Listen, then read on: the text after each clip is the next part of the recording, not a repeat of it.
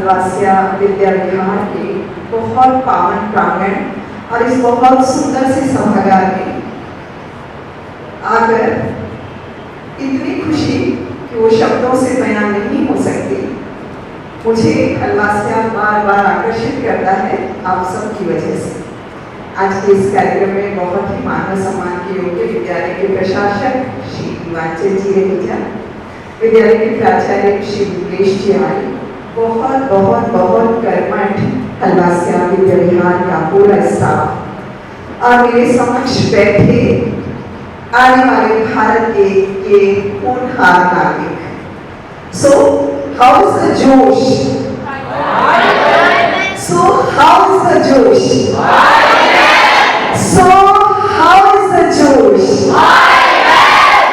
ये बहुत सारे डॉक्टर, बहुत सारे इंजीनियर, बहुत सारे फाइटर प्लेन उड़ाने वाले, बहुत अच्छे शिक्षक, बहुत अच्छे इंजीनियर और डॉक्टर आज मेरे समक्ष बैठे हैं और उनके साथ एक बहुत हल्की फुल्की सी मैं बातचीत करने वाली हूँ। तो कितने बच्चे तैयार हैं मेरे साथ बातचीत करने? अपने लिए एक बार बहुत जोरदार ताली हो रहा है।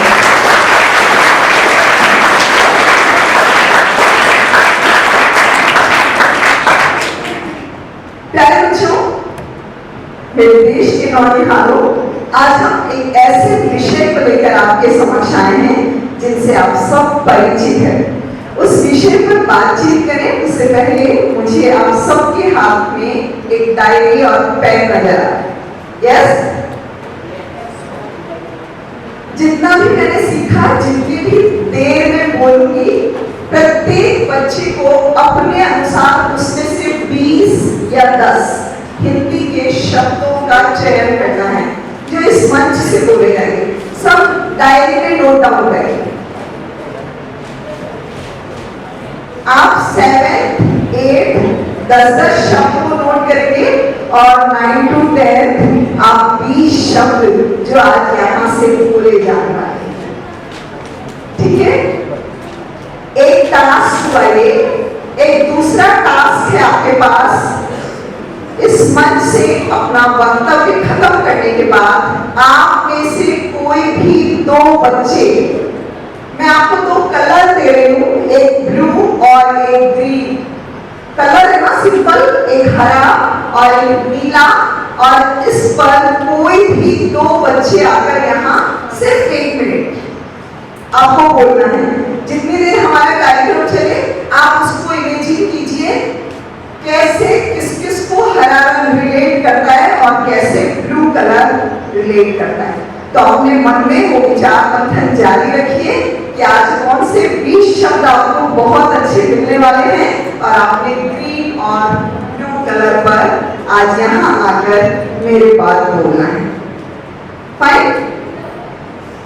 प्यारे बच्चों, हलवासिया विद्या विहार का ये आवासीय शिविर, ये मान लीजिए आपके जीवन का टर्निंग पॉइंट होने वाला है। कैसे? आपने देखा होगा जो आपका आवासीय शिविर है उसका एक शेड्यूल है, उसकी एक समय सारणी है। आपने कितने बजे उठना है, कितने बजे ब्रेकफास्ट करना है, कितने बजे लंच करना है, आपको टॉप कौन देने आ रहा है, आपने उस टॉप से क्या सीखा, उसके बाद में आपके स्पोर्ट्स के आवर्स क्या होंगे, और जब आप शुभ रात्रि कहेंगे उससे पहले आप कितना धमाल मचाएंगे, ये पूरा आपके शेड्यूल में है। तो आप 70 बच्चे जो इस आवासीय शिविर में बैठे हैं और पूरा शिविर अटेंड कर रहे हैं, वो सब बच्चों से विशेष होने वाले हैं क्योंकि आने वाली जिंदगी में इस शिविर के बहुत मायने हैं। हम चाहते भी हैं हमारी आने वाली पीढ़ी, भारत की भावी पीढ़ी वो पीढ़ी बने जिसके पास एकेडमिक बहुत अच्छा हो, वो दुनिया के बहुत ऊंचे पदों पर काम करे, परंतु उसके साथ साथ वो एक आदर्श नागरिक भी बने। उस आदर्श नागरिक के मायने क्या है? एक अच्छा उदार चरित्र व्यक्तित्व। आप सब मुझे सुनेंगे तो लिखेंगे। एक आदर्श नागरिक, एक उदार चरित्र व्यक्तित्व ऐसा क्या करता है कि वो पूरी दुनिया में नाम कमाता है। फिर चाहे वो भगत सिंह जी हों, चाहे वो दयानंद सरस्वती जी हों, चाहे विवेकानंद जी हों, चाहे ब्रह्म समाज के संस्थापक राजा राम मोहन राय हों, चाहे फिर कुमार मंगलम बिरला, कुछ तो कुछ उनके पास ऐसा खास कि अकूत धन संपदा कमाने के बावजूद उनकी साख दुनिया में एक आदर्श व्यक्तित्व के रूप में जानी और पहचानी जाती है। उन सब के पीछे का आज एक मूल मंत्र जो आपको इस टॉक शो से मिलने वाला है, सिर्फ और सिर्फ नैतिकता। कितने जनों ने इस शब्द को सुना है? अच्छा, मॉरलिटी सुना है किसी ने? मॉरलिटी सुना है? हाथ खड़े करो अच्छे से। नैतिकता शब्द और मॉरलिटी। चलिए आज हम इसी नैतिक शिक्षा, इस शब्द नैतिकता के बारे में बात करेंगे। प्यारे बच्चों, नैतिकता में एक शब्द छुपा है, नीति। पूरा एक जीवन दर्शन जो नैतिकता को दर्शाता है। इतना अथाह सागर इस नैतिक शब्द का, जिसमें बहुत सारे शब्द छुपे हैं। मैं फिर याद दिला दूं, आप बहुत अच्छे से सुनेंगे तो आप बहुत अच्छे शब्दों का चयन कर पाएंगे। नैतिकता के इस महासागर में जब आप डुबकी मारते हैं तो आप सीखेंगे दया, करुणा, समर्पण, इसमें अपनत्व, बलिदान, त्याग, जितने भी शब्द हैं उनके पीछे का मूल पर्याय नैतिकता। आज से हजारों साल पहले एक राजा हुए, राजा भर्तृहरि। और राजा भर्तृहरि ने एक पदावली लिखी। हिंदी जो जानते हैं वो गद्य और पद्य हिंदी के दोनों रूप जानते होंगे। और एक शास्त्र लिखा जिसका नाम था नीति शास्त्र। अर्थात आप नीति सम्मत रास्ते पर चलकर अपने जीवन को कैसे एक आदर्श बना सकते हैं। जितने भी दुनिया के महान प्लेयर, जितने भी दुनिया के लेखक, जितने भी दुनिया के साहित्यकार, जो भी इस दुनिया में नामी गिरामी हुआ है, कहीं ना कहीं उसने अपने जीवन को नैतिकता के साथ जिया है।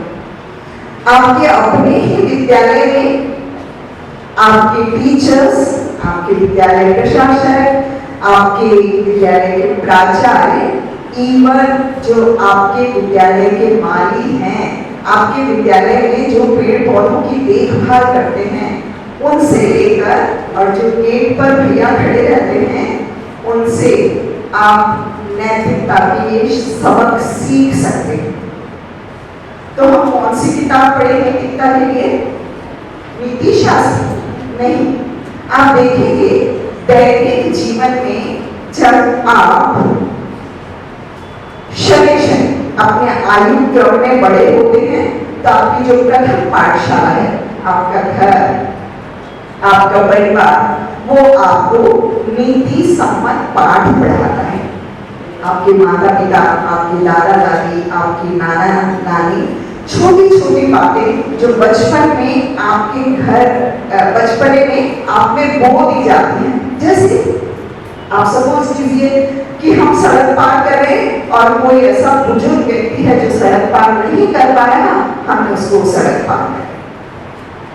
या हम कहें कि सड़क पर एक ईंट पड़ी है और बहुत सारे स्कूटी और कार वहां से निकल रहे हैं और हमने उस सड़क से ईंट हटाकर रास्ते से हटा दी ताकि कोई वहां गिरे नहीं और किसी को चोट नहीं हो।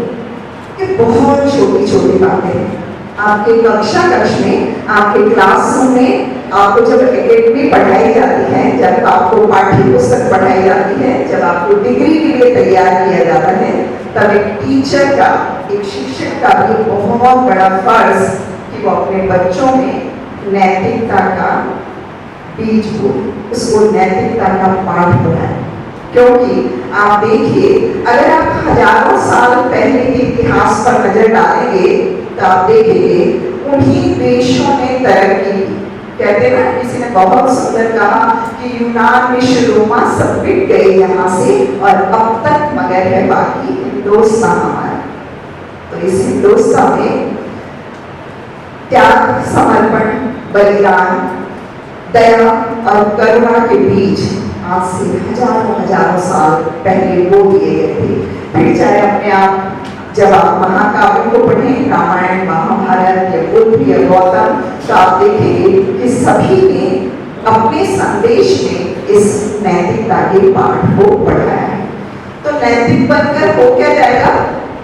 नैतिक बनकर हमें अपने जीवन को एक एटीट्यूड के साथ जीना आएगा।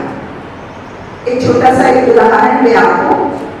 एक छोटा सा बहुत बेबी मच्छर था, बिल्कुल छोटा सा मॉस्किटो, और वो अपनी पहली उड़ान भर रहा था और कमरे में बहुत सारे सदस्य थे। मच्छर अपनी उड़ान भर के अपने मम्मी पापा के पास आया, तो उसके मम्मी पापा ने पूछा कैसी उड़ान रही?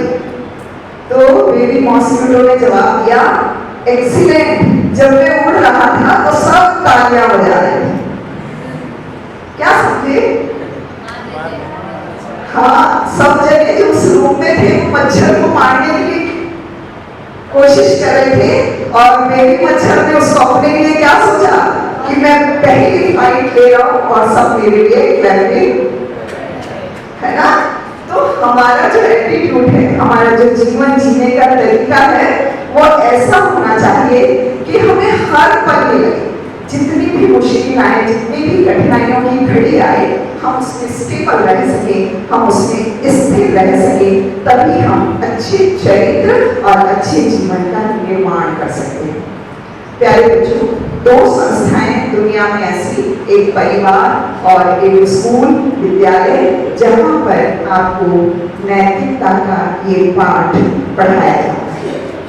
जीवन में कितना भी कमाइए, कितने भी 99.99% का अपने प्रतिशत बनाइए, परसेंटेज लीजिए, लेकिन उस 99.99% के बाद अगर आप एक बहुत मोटा चश्मा लगाकर बहुत करोड़ रुपए की सैलरी लेते हैं, लेकिन आपके जीवन में खुशी नहीं है, कोई रस नहीं है, आपके जीवन में सेवा का भाव नहीं है, तो आप किसी काबिल नहीं। इसलिए हमें अपने जीवन का, हमें अपने चरित्र का निर्माण इस तरह से करना है कि हम एक देश के अच्छे नागरिक बने। आपको पता है आजकल अमेरिका में ट्रेन चला है, वहां पर डॉक्टर जब प्रिस्क्रिप्शन लिखता है, डॉक्टर जब दवाई लिखता है, मान लो उसने 5 या 6 दवाई लिखी और उसके बाद उस प्रिस्क्रिप्शन पर, पर्ची पर वो लिखता है कि 2 घंटे समाज सेवा कीजिए, निस्वार्थ भावना से काम कीजिए। आई बात समझ में, है ना?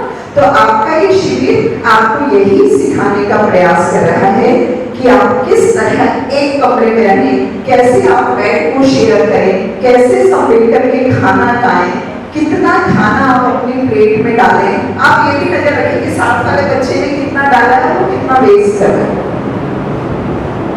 ये सारी चीजें आपको एक अच्छा और श्रेष्ठ नागरिक बनाती है।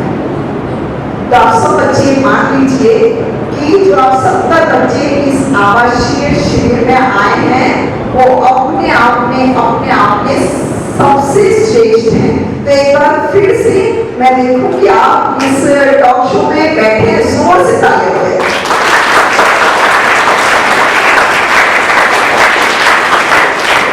आपने सुना बहुत अच्छी कविता की नवी चीटी, जब भी दाना लेकर चलती है, चढ़ती दीवार पर 100 बार फिसलती है ना? मन का विश्वास रगों में साहस लाता है। ये सुना है ना सबने? एक ये कविता और एक खूब लड़ी मर्दानी वो तो झांसी। प्रत्येक अपने जीवन में इन 2 कविताओं को जरूर पढ़े और अपने जीवन में उतारे। आपके समक्ष जितने भी व्यक्तित्व यहाँ बैठे हैं, प्रत्येक अपने आप में एक उदाहरण है। उनसे आप सीखिए, उनसे आप प्रेरणा लीजिए और नैतिकता के बल पर अपने कर्तव्य और अधिकारों पर ही काम कीजिए। क्योंकि जब आप इस स्कूल से पास आउट होकर जाएंगे तो ये नैतिकता आपको कहाँ कहाँ काम आने वाली है। पेशेवर नैतिकता, संवैधानिक नैतिकता, आगे जिस भी फील्ड में आप होंगे आपको प्रत्येक जगह ये नैतिकता का पाठ अगर पढ़ा होगा तो जीवन में बहुत काम आएगा।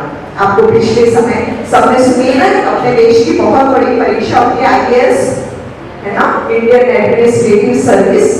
पहले IAS की परीक्षा में नैतिकता का सिलेबस में नैतिकता विषय नहीं होता था, लेकिन देखा गया कि जितने भी IAS बन रहे हैं उसमें से कुछ IAS ऐसे हैं जो ऑलरेडी जानते हैं कि जिले को संभालते हुए मुझको किस प्रकार से मेरे कार्यों को करना है। परंतु बहुत सारे IAS ऐसे आए जो अपनी पढ़ाई में बहुत श्रेष्ठ थे, उनका रैंक बहुत अच्छा था, लेकिन उनको अपने पद के साथ दयालुता, करुणा और समर्पण की भावना नहीं थी। इसलिए अब हमारे देश की सबसे बड़ी परीक्षा में भी इस विषय को रखा गया है ताकि हम सभी इस रास्ते पर चले। और आपने देखा भी होगा कि दया करुणा से ओतप्रोत जो विलय होता है उसकी ओर प्रत्येक जन आकर्षित होता है, प्रत्येक व्यक्ति उसकी ओर आकर्षित होता है। ये छोटी छोटी बातें आपको सिखाएंगी अपने जीवन में अनुशासित होना, नियत समय पर उठना, अपना कल आपने बहुत अच्छा टॉक शो सुना ईमानदारी पर, और वो नैतिकता का ही एक भाग है। अगर आप नैतिकता आप में है, आप यकीनन ईमानदार बनेंगे। और आज के समय की जरूरत भी, जितना भ्रष्टाचार, जितनी लालफीताशाही, जितनी चीजें हम देख रहे हैं, उस वक्त में प्रत्येक व्यक्ति के लिए इस नैतिकता का होना अत्यंत अनिवार्य है। ऐसे कितने बच्चे हैं जिन्होंने कुछ लिखा है, कुछ शब्दों को लिखा है। ओके, लास्ट में हम ये शब्द यहाँ पर आपको बुला के सुनने वाले हैं, और मैंने दो आपको टास्क दिए हैं, दो कलर दिए हैं, एक ग्रीन है और एक ब्लू है। आपको अपना विस्तार देखना है, आपका माइंड ब्लू कलर के बारे में किस लिमिट तक सोचता है और आपका मस्तिष्क ग्रीन कलर के बारे में किस लिमिट तक सोचता है। ये टास्क इस टॉक के बाद आप यहाँ पर कोई भी दो बच्चे आकर देखेंगे। प्यारे बच्चों, हलवासिया विद्या विहार और उसमें आप सबका पढ़ना और अपने आप को हलवासियां कहलाना अपने आप में बहुत बड़ी बात। और उस पर 7 डेज का ये कैंप जिसमें आप बहुत अच्छे प्रबुद्ध लोगों को सुनने वाले हैं और वो आपके जीवन में यकीनन चार कराएंगे। बोलना और उस बोलने में भी आपकी नैतिकता झलके, आपका किरदार झलके, आपके किरदार से खुशबू आए। अगर ये सब आप चाहते हैं तो आपको 7 डेज के अंतर्गत जितना भी कुछ सिखाया जाएगा उसे आप बहुत ध्यान से सुनेंगे और सीखेंगे। सब बच्चों को पता है ना, बहुत अच्छे अच्छे ब्रांड होते हैं। हम एडिडास के शूज पहनते हैं, हम गुच्ची का पर्स लेते हैं, हम कपड़ों में भी देखेंगे आप शर्ट पीटर इंग्लैंड की पहनते हैं, कब उसके मायने हैं। अगर आप इतना सब कुछ ब्रांडेड और महंगा पहन संवेदनशील नहीं है तो उसका कोई मूल्य नहीं। तो हम सबको क्या करना है, हमारे अपने व्यक्तित्व को एक ब्रांड बनाना है ना? वो गुजरे तो दूर से लोग कहें, उसकी खुशबू दूर बैठे लोगों के पास जाए कि आह क्या शानदार व्यक्तित्व यहाँ पहुंचा है, या क्या शानदार व्यक्तित्व यहाँ से गुजरा है। तो हम सब कैसा व्यक्तित्व बनाया होना, एक बहुत अच्छा, जो मेरा नाम है वही मेरा ब्रांड, ठीक है ना। तो खूब पढ़िए, जितने भी हमारे ग्रंथ हैं, वेद हैं, उपनिषद हैं, उनके बारे में चाहे बहुत नहीं थोड़ा थोड़ा जाने। और जितनी भी चीजें बार बार मैं कुछ शब्द बोल रही हूँ, दयालुता, करुणा, समर्पण का भाव, आस्था, अपने आप में एक ऐसा शब्द जो आपको सबसे जोड़ देगा। जब भी हम जब कार्यक्रम को शुरू कर रहे थे तो राष्ट्रीय आराधना का गीत यहाँ बज रहा था।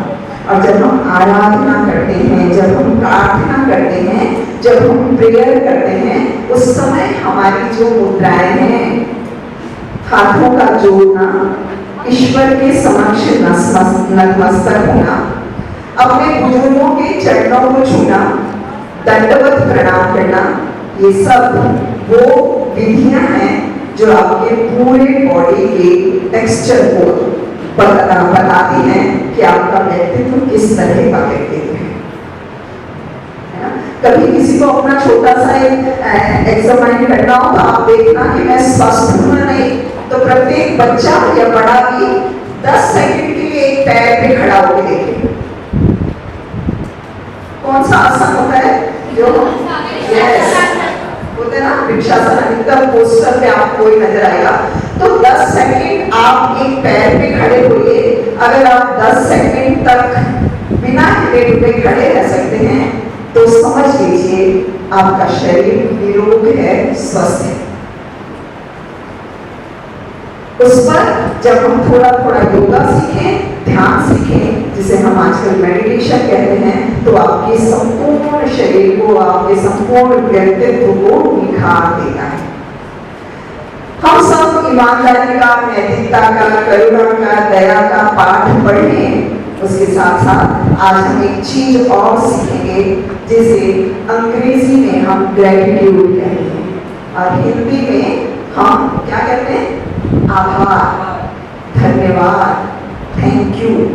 आप जैसे जैसे प्रत्येक चीज के प्रति थैंकफुल होते जाएंगे, जितना परमात्मा ने दिया, जितना ईश्वर ने दिया, वो मेरे लिए बहुत है और मैं चाहूंगा इतना ही ईश्वर और को भी दे, औरों को भी दे। इस तरह की प्रार्थना का भाव, इस तरह के आभार का भाव, इस तरह की कृतज्ञता का भाव जब आपके मन में जागृत हो जाए तो आप समझिए आप एक बहुत अच्छे रास्ते पर चल रहे। तो हम किस किस को थैंक यू कह रहे? हम अपने टीचर्स को थैंक यू कह रहे, हम अपने मम्मी पापा को थैंक यू कह रहे, हम अपने देश के प्राइम मिनिस्टर को थैंक यू कह रहे। बहुत बहुत बड़ा शब्द। आप सबसे पहले आभार व्यक्त कीजिए जो हमारे शरीर में निरंतर सांस का आना जाना है। ग्रेटिट्यूड, कृतज्ञता, आभार उस सांस के प्रति जो हमारे जीवन को जीवंत बनाती है। और इसके प्रति आभार प्रकट करने पूरे शरीर के प्रति, हमारे आंखों के प्रति, हमारे आंखों के प्रति, जो हमारे हृदय के प्रति जिसमें दया का भाव जगता है, हमारे हाथों के प्रति जो जाने अनजाने किसी को कुछ देता है, देने की प्रवृत्ति के प्रति आभार। और जब हलवासिया के गेट में घुसे तो किस किस के प्रति आभार प्रकट करें?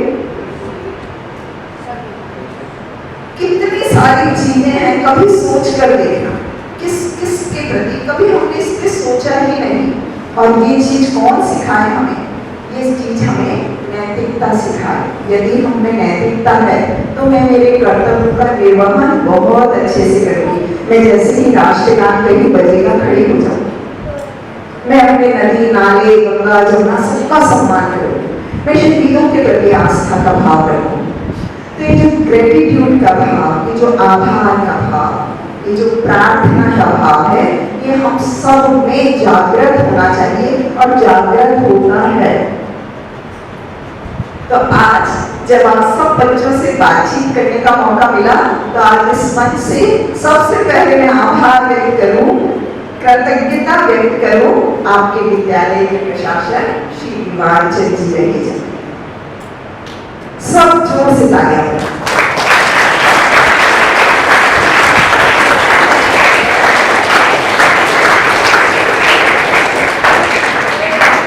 जिनके सामने बैठिए और जिनके सामने जाने से पहले आपको मन में 2 सेकंड की तो तैयारी करनी पड़ती है कि उनके सामने कैसे खड़ा होना है, कैसे बोलना है, कैसे बैठना है, क्योंकि उनका व्यक्तित्व इतना इतना विशाल और इतना सुंदर है कि आपको उनके सामने तो तैयारी से जाना होगा। और मैं देखती हूँ कि जितने भी टीचर्स हैं जब वो काम करते हैं तो किस लगन, निष्ठा और तैयारी के साथ काम।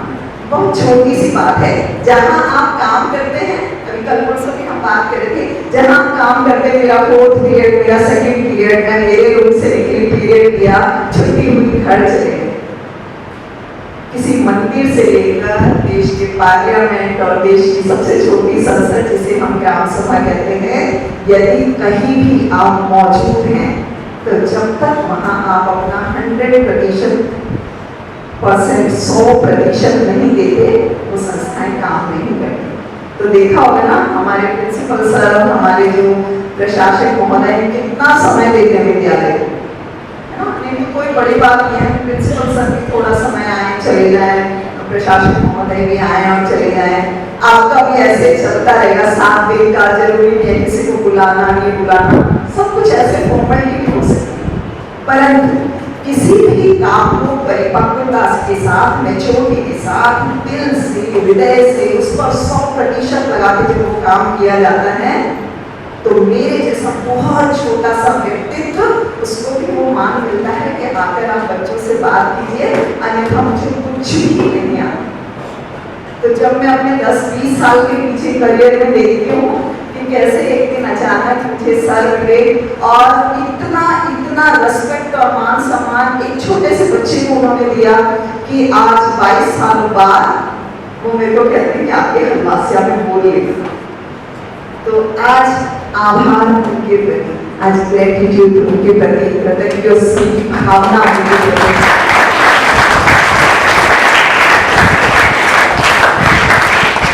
हमें ऐसा नहीं है बच्चों कि सिर्फ नैतिकता का पाठ पढ़ने से नैतिकता आती है, जीवन भर नैतिकता और अनैतिकता में संघर्ष होता है। एक मुजरिम का जब एक वकील केस करता है तो उसको अंदर बिल्कुल पता है कि इसने बहुत बड़ा जुर्म किया है, ये रेपिस्ट है, लेकिन ये मेरा मुवक्किल है, मेरी नैतिकता इसे बचाना है। जब उसके पास अंदर पता है उसको की गलत है, नैतिक और अनैतिकता। इसीलिए हम जब नैतिकता की बात करते हैं तो एक नैतिकता होती है, एक अनैतिकता होती है, एक निर्नैतिकता होती है। निर्नैतिकता क्या है? मेरे से किसी को फर्क नहीं पड़ रहा, ना मेरे से किसी को फायदा हो रहा है, ना मुझसे किसी को नुकसान हो रहा है। नैतिकता क्या है? मेरे से दूसरे व्यक्ति को फायदा हो रहा है, मेरी दया से, मेरी करुणा से, मेरे त्याग से, मेरे व्यवहार और मेरे आचरण से यदि दूसरे व्यक्ति में बदलाव आ रहा है, नैतिकता। अनैतिकता, मैं आराम से चेयर पे बैठी हुई, स्ट्रीट डॉग मेरे पास आया, हट जा, डंडा लेके आप उसको भगा दें। जबकि आप देखिएगा प्रत्येक जन आपके आंखों में जब झांकता है तो वो जानता है कि इन आंखों से सच्ची सहानुभूति और निश्चल प्यार करके। कभी किसी भी स्ट्रीट डॉग को बात करके देखना, थोड़ा सा प्यार से, थोड़ा सा पुचकार के आप उसको देखना, दूसरे दिन अगर वो आप उस रास्ते से जाएंगे ना, वो आपका पैर आके झांकेंगे। इसीलिए पाश्चात्य देशों में छोटे छोटे जो जानवर हैं उनके बच्चों को रखने का रिवाज इसीलिए है कि आप उनकी इमोशंस को समझें, भावनाओं को समझें, वो भी आपको बहुत कुछ सिखाते हैं। तो प्यारे बच्चों, दुनिया में सिर्फ आपके माता पिता और आपके शिक्षक चाहते हैं कि मेरा बच्चा दुनिया का वो महान व्यक्तित्व बने जिसे पूरी दुनिया इस तरह से देखे कि वाह, इस बच्चे की परवरिश कितनी खास है। बहुत बड़े बड़े नाम हैं, बराक ओबामा है, कुमार मंगलम बिरला है, ये ऐसे लोग हैं जिन्होंने हजारों करोड़ टर्नओवर, लेकिन आपको पता है ये सब कोशिश करते हैं कि शाम को 7 बजे घर पहुंचा जाए और अपने बच्चों के साथ खाना खाया जाए, है ना। अन्यथा मैं बार बार एक बात कह रही हूँ, दुनिया में खूब बड़ा मुकाम हासिल करना, खूब नंबर लाना, लेकिन उन मार्क्स के साथ, उन अंकों के साथ, उन नंबर्स के साथ सिर्फ नंबर गेम बनकर हमको नहीं रहना है। हमारे साथ एक ऐसा व्यक्तित्व जुड़ा हो, एक ऐसा चरित्र जुड़ा हो कि लोग उसका एग्जाम करते। तो इन 7 दिनों में आप सीखिए सुबह किस तरह से उठना, अपने कमरे को किस तरह से साफ करना, कूड़े का प्रयोग हम लोग कैसे डस्टबिन का प्रयोग करना है। एक बहुत सुंदर चीज सब हलवासिया से सीख कर जाना। आने वाले 15 सालों में आपको प्रकृति का वो अद्भुत नजारा हलवासियों में मिलने वाला है जिसकी इस पूरे शहर में कल्पना नहीं की।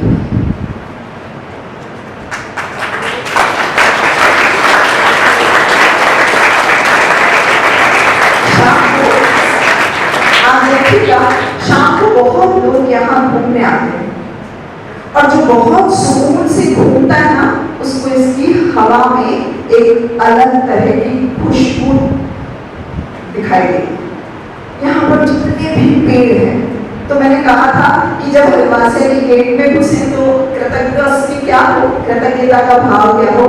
जिन छोटे पौधों को अभी लगाया गया है उनसे कभी बात करें, उनके पास से कभी गुजरे। जब आपकी ड्यूटी लगाई जाती है कभी कभी उनमें पौधों में पानी दे दे, है ना। कभी भी पौधा लगाने से पौधा बड़ा नहीं बनता है। माँ बाप हमको पैदा करके छोड़ नहीं देते ना, नियत समय पर खिलाना है, पिलाना है, नहाना है, तैयार करना है। सेम एक पौधा भी वही मांगता है। तो अगर आपने एक पौधे को लगा दिया, आप निश्चित हो गए बारिश आएगी और पौधा पनप जाएगा। जी नहीं, पौधे ऐसे नहीं लगते। आप वो भी चाहते हैं, वो आपसे बात करना चाहते हैं, वो मिलना चाहते हैं। तो आपने देखा होगा कि इस स्कूल को जो अनूठी सौगात दे रहे हैं डॉक्टर उपेंद्र गंगा जी, विमलेश जी को इतनी जानकारी औषधियों के बारे में। आपके प्रशासन महोदय जब इन पौधों को लगा रहे हैं ना, तो उसकी परवरिश भी हो रही है और पौधा लगाने के बाद उसकी परवरिश वो सबसे अहम काम है। और आने वाली सदी में, आने वाले समय में ये मान लीजिए कि जिस तरह से ग्लोबल वार्मिंग का खतरा हो रहा है, आज भी जी देशों का समिट है एक, हमारे देश के प्रधानमंत्री नरेंद्र मोदी जी जर्मनी गए हैं और उस समिट के लिए वो जहां रुकेंगे ना, वहां पर एसी नहीं, पूरी दुनिया के राष्ट्राध्यक्ष वहां पहुंचेंगे और वहां एसी नहीं है। प्रकृति के माध्यम से ही वहां का टेम्परेचर 8 डिग्री।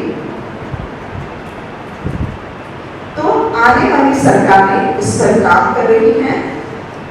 सब पेशेंस रखें, धैर्य रखें। अपने कमरे में एसी भी है ना, एसी है क्या इस हॉल में? नहीं, सब मजे से बैठे, अच्छा लग रहा है। जिस समय, जिस परिस्थिति, जिस काल, जिस घटनाक्रम में आप जैसे हैं, खुद को यदि स्थिर रख पाते हैं, तो सोच लीजिए आप एक कड़ी परीक्षा से गुजर कर आए हैं। और जब इस तरह की घड़ियां आपके समझ आए, तो पीछे मुड़कर हलवासिया के इस कैंपस को और इस कैंप को ध्यान रखें कि हाँ, कभी हमने इस तरह का कैंप अटेंड किया था। क्योंकि प्यारे बच्चों, जिंदगी में ये चीजें कभी भी दोबारा नहीं मिलती। बहुत कुछ पीछे छूट जाता है। आज 8वीं में कितने मार्क्स थे, 10वीं में कितने थे, उसका मेरे जीवन में क्या फर्क पड़ा, क्या फायदा नफा नुकसान, उसी समय के साथ साथ चीजें बदल जाती हैं। परंतु जिस घड़ी और जिस समय और परिस्थिति में आप संयम और धैर्य से काम लेते हैं, वो आपको बड़ा बनाता है। आप बहुत अच्छे आपके शिविर में ऐसा है भी कि जो भी महान प्रबुद्ध लोग हैं, आप उनके जीवन दर्शन को पढ़िए, आप उनके जीवन को जानिए, उनसे सीखिए। तभी आप समझ पाएंगे कि जीवन बहुत सुंदर है। अलग अलग तरीके से लोगों ने इसकी डेफिनेशन दी। किसी को कटीले रास्ते जैसा लगता है, किसी को खिलखिलाता हंसता लगता है, किसी को जीवन बहुत आसान लगता है, किसी को बहुत कठिन लगता है। परंतु जिसने बहुत संयम रखा है, धैर्य रखा है, अपने माता पिता और टीचर से नैतिकता का पाठ पढ़ा है, वो अपने आप को हर परिस्थिति में स्टेबल हो पाएगा। इससे होगा क्या, जब आप ये चीजें सीख जाएंगे तो आप अपने काम को बहुत अच्छे से निभाएंगे। तो आप में इतनी ऊर्जा, इतनी शक्ति और इतना धैर्य होना चाहिए कि आपको जो काम बताया जाए वो अभी की अभी, आपको अभी काम बताया गया और आप 2 घंटे बाद और कल और परसों पर टालते हैं तो समझ लीजिए आप आलस्य से घिरे हुए हैं, है ना। तो हमें अपने आप को ऊर्जावान बनाना है। आप उस देश के नागरिक हैं जिसका परचम पूरे विश्व में लहरा है। हमारे महाकाव्य, हमारे ग्रंथ, हमारे वेद, उपनिषद, हमारे स्वतंत्रता सेनानी, कितना कुछ है जिनके माध्यम से आप सीख सकते हैं। तो अपना नाम का ब्रांड बनाइए कि मेरा नाम ये और मेरा कद इतना ऊंचा और मुझे लोग इस नाम से पहचानेगा कि मेरे कपड़ों से, मेरे परफ्यूम की खुशबू से मैं अपने आप को इतना सुंदर बनाऊं कि मेरे किरदार की खुशबू चारों तरफ फैल जाए और इस सुंदर समाज की संरचना में मैं अपना कुछ ना कुछ अंश दान कर सकूं। आपने सुना होगा ना, जब जंगल में आग लगी और छोटी सी चिड़िया चोंच में पानी लेकर उसे बुझाने जा रही थी तो काफी जनों ने कहा मेरे से क्या होगा। उसने कहा आने वाले समय में ये जो जंगल में आग लगी है इसको बुझाने कहीं ना कहीं मेरा नाम ले लो। तो हमारे जो सिग्नेचर है, हमारे जो हस्ताक्षर है, वो हमको इस सोसाइटी में करके ही जाने हैं और एक ऐसा ऐसा ऐसा समाज बनाना है जिसमें हम फक्र से खड़े हो सकें। आप खूब ऊंची पढ़ाई पढ़े, खूब अच्छे नंबर लाए, लेकिन अपने माता पिता की सेवा करें, बड़ों का कहना माने। गूगल तो सब कुछ बताएगा और गूगल पे जब आप लगातार सर्च करेंगे तो आप देखेंगे कि ऐसा नहीं है 100% कंटेंट वहां पर सही है ना। तो इन चीजों का, डिवाइस का प्रयोग कीजिए, सोशल मीडिया का, ट्विटर का, लेकिन कभी कभी इनका प्रयोग करते समय देखिए कि जब लगातार हम लंबे समय फेसबुक यूज करते हैं या व्हाट्सएप यूज करते हैं तो जो उसकी स्क्रीन की लाइट है उससे आपके भीतर का जो संचार है ऊर्जा का वो डगमगा जाता है। किसी की अचीवमेंट पढ़कर, किसी को देखकर, किसी के ड्रेस और कपड़े देखकर हम कितने एक्साइटेड हो जाते हैं और अगर मेरे पास नहीं है तो उसी समय हम अंदर से टूट भी जाते हैं। तो सब चीजों का प्रयोग करें, लेकिन अच्छा क्या और बुरा क्या उसके बारे में सोचें। ढेर सारी ब्लेसिंग्स आप बच्चों के लिए है। जब मैं आपके सामने बोल रही हूँ तो मुझे आपने बहुत सारे मेरे देश के नेता, मेरे देश के इंजीनियर, मेरे देश के डॉक्टर, मेरे देश के टीचर, एक बहुत अच्छा चित्रकार, एक बहुत अच्छा कहानीकार, उपन्यासकार, साहित्यकार, जो आप बनना चाहते हैं वो मुझे नजर आ रहे हैं पूरे लोग स्टाफ की तरफ से और इस मंच पर जो इस सभागार में उपस्थित हैं उनकी सबकी तरफ से ब्लेसिंग्स हैं आपके लिए, आशीर्वाद है ढेर सारा कि बच्चों खूब नेक रास्ते पर चलो, खूब समृद्धि पाओ, सभी का आशीर्वाद पाओ और नैतिकता के रास्ते से जरा भी डगमगाओ और कदम आपको किसी और रास्ते ले जाने लगे तो तुरंत का हाथ थामो। गूगल की बजाय कभी कभी अपने बड़ों के पास बैठो क्योंकि उनके पास जो खजाना है वो अपने आप में बेमिसाल है। आपसे बात करके बहुत अच्छा लगा। अब एक बच्चे को बुलाएंगे जिसने 20 शब्द लिखे हैं आज के इस टॉक शो से। वेलकम बेटा। कोई भी एक जना आइए जिसके पास अच्छा 10 शब्द लिखे हैं वो आ जाइएगा। Very good, welcome.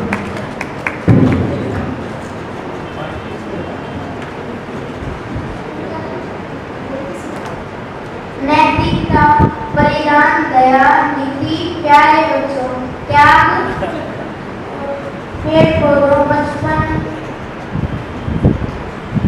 भावना, निर्नैतिकता, वकील,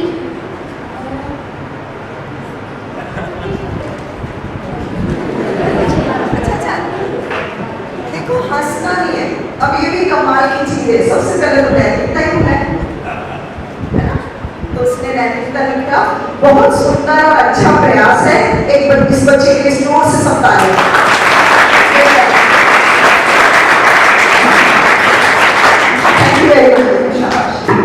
अब कोई होगी जिसने 20 शब्द लिखे हैं, बहुत शानदार, वेरी गुड।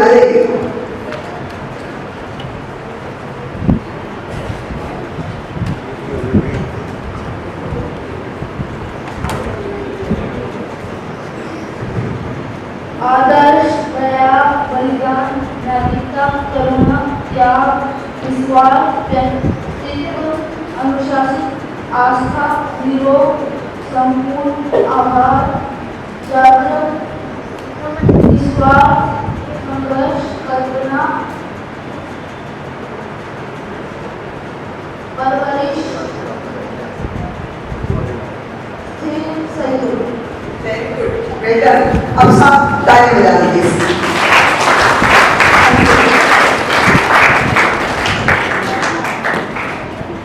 अपने परिवेश के प्रति जागरूकता, जहाँ भी बस स्टैंड, रेलवे स्टेशन, सब्जी खरीदने, इस हॉल में, कक्षा कक्ष में, जहाँ भी रहें 100% अवेयर रहें, जागरूक रहें। ये एक छोटा सा प्रयास था कि आपने कितना सुना और कितने शब्द आज आपको याद हुए। एक शब्द बोला था, एक कलर बोला था, ब्लू और ग्रीन। किसी ने ग्रीन के बारे में क्या सोचा है? हरा हरा कलर, आइए बेटा, और उस पर ब्लू भी तैयार रहेंगे। हमें देख रहे हैं हम एक शब्द को लेकर कितने विस्तृत हो सकते हैं। ग्रीन कलर एक ऐसा इकलौता कलर है जो हर एक इंसान के मन को मोह लेता है। ये कलर हमें हर जगह देखने को मिलता है, पेड़ पौधों के रूप में, और हमारे मैप में लैंड को शो करता हुआ ये हमें हर जगह पर दिखाई देता है। और किसी को शो हो जाए नहीं हो, पर अरवासा स्कूल को इसका वो स्कूल है, वो शो है, हर जगह हरियाली हरियाली है।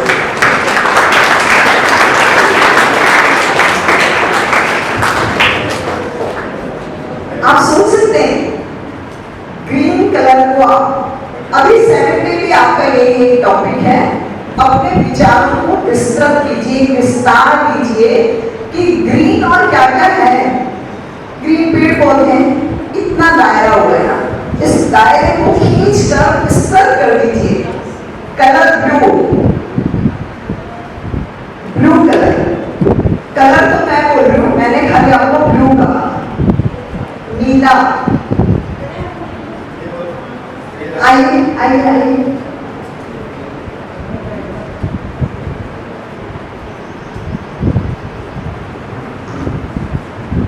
ब्लू कलर जो हमें पानी के रूप में मिल जाता है, और पानी के बिना इस दुनिया में कुछ नहीं है।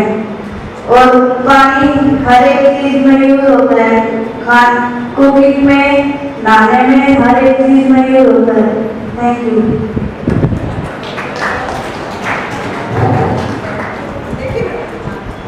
बेटा आपने कोशिश की 70 आप बैठे ना, 70 तरीके से हम ब्लू और ग्रीन को बता सकते हैं। नेवी का कलर पता है, मोर का कलर पता है, स्काई का कलर पता है ना। हम 70 तरीके से उसके बारे में सोचते हैं। इसको कहते हैं कि आप जो सोचने की क्षमता है इसको विस्तृत कीजिए। एक कोना पकड़िए और उसको ज्यादा की तरह बड़ा कर दीजिए। इससे आपके विचारों को विस्तार मिलेगा। जब आप ऐसे और निबंध जिसको हम कहते हैं लिखते हैं, या पद्य जब हम लिखते हैं, तो इन्हीं के माध्यम से छोटी छोटी चीजें हैं, छोटे छोटे नियम हैं जिनके माध्यम से आप बहुत कुछ सीख सकते हैं। प्यारे बच्चों, बहुत बहुत धन्यवाद आपका। बहुत अच्छा लगा, अपने आप को आज बहुत बड़ा फील किया आपसे बात करके, क्योंकि मैं फिर कह रही हूँ कि मैंने आज देश की उस भावी पीढ़ी के सामने अपना टॉक दिया है जो आने वाले समय में देश और दुनिया का नाम ऊंचा करने वाली है।